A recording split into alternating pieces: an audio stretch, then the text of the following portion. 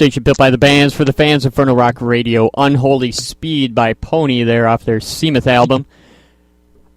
He showed up this week. I've got Ben Brooks from Poney on What's the up, man? Skype here. How you doing? Doing real good. Had some shit to be back on here. It's been a while. Yeah. So why don't you tell us a little bit about Poney? How long you guys been together? What's going on with the band and stuff? I think it's going on 7 years now, 7 or 8 years, and we've we released Seamuth a couple of years ago, and then we toured on that this spring, and now we're cautiously putting together a new full length. We're deep into production on it. It's almost ready, I would say. So pretty much everything's recorded.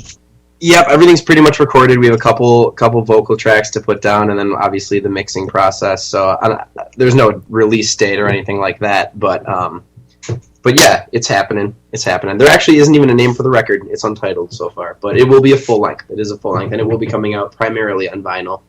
Awesome. How is it going to be different compared to what Seamuth was? I would say it's a little more cohesive.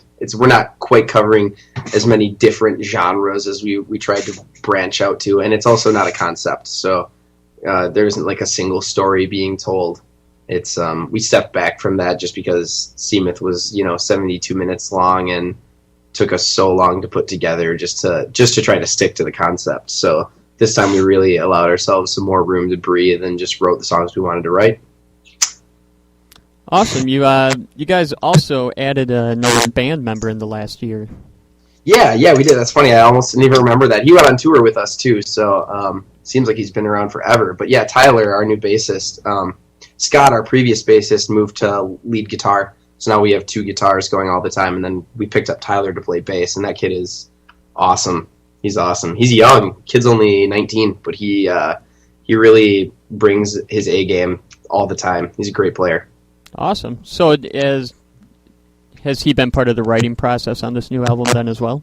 Yes, definitely. We let's see here. I think we had 2 songs started when he joined, and I guess it was the audition. I would call it the first practice with him, just because we never tried anyone else out after he tried out. But by the second time he came into practice with us, he was already writing new parts. So he pretty much came in like a hurricane, just kind of integrated himself right away, and it's it kind of seems like he's always been there almost. Awesome. How was you mentioned the tour? That was with Romero, right?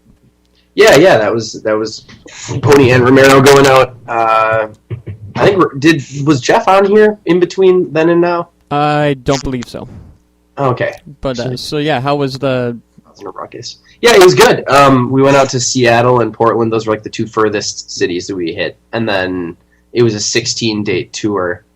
So, and both bands played every date. So for me, let's see here. For me, it was like 32 shows in 2 weeks. Wow.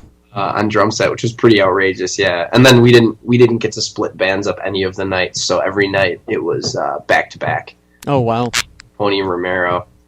But it was good. I survived. Everyone else survived. There were no horribly serious setbacks. There was a serpentine belt that broke in the Romero van in the mountains in Idaho, and that was a bit of an issue. But other than that, no cop interventions for the entire trip.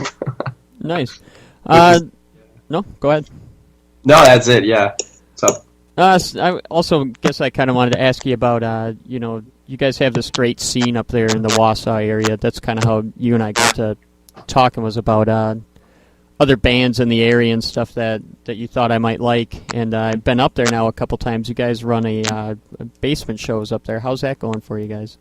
Yeah, I'd say it's going really well, man. The venue, as you know, is called The Stank, and one of the members of Poney, Brad, owns it. One of our lead guitarist owns the place, and I book it. It's awesome. We keep it exclusive, but it's not exclusive because, I think some people get the idea that it's like an elitism thing. It's more a marketing concept. We keep it exclusive. We've never had the cops come to the door even once. We've never had anyone steal anything or break anything. I think that when you build exclusive style venue like that, you're pretty much guaranteeing that you're going to have good shows every time, and that's pretty much what's happened for the Stank. It's been good shows every time. So Yeah, I've always been impressed with how many people walk out of there with merchandise at the end of the show too. The crowd really is into what's going on up there.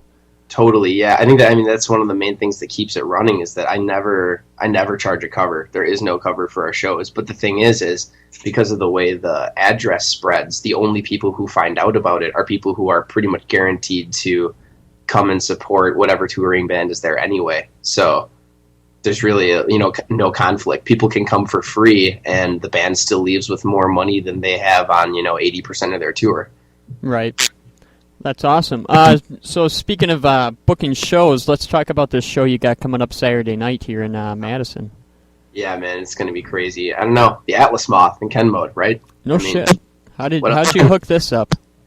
Actually through Tim from Orwell, who was on last week and who is also playing the show on Saturday. And who I just want to put this plug out there real quick. Their new record, Orwell's new record. Anyone who's listening, go stream it. It's so good. They totally changed their band and came out with something like really, really artful and beautiful. So I hope that a lot of people go and hear that. But he was contacted for the show in Wisconsin, but then he didn't really feel like he had a good place to put it and contacted me and asked about Madison. And I have been friends with Brooks from the Wisco, who's in Black Goat, right? Yep. I've been friends with Brooks, ever since we started playing shows at the Wisco like 5 years ago.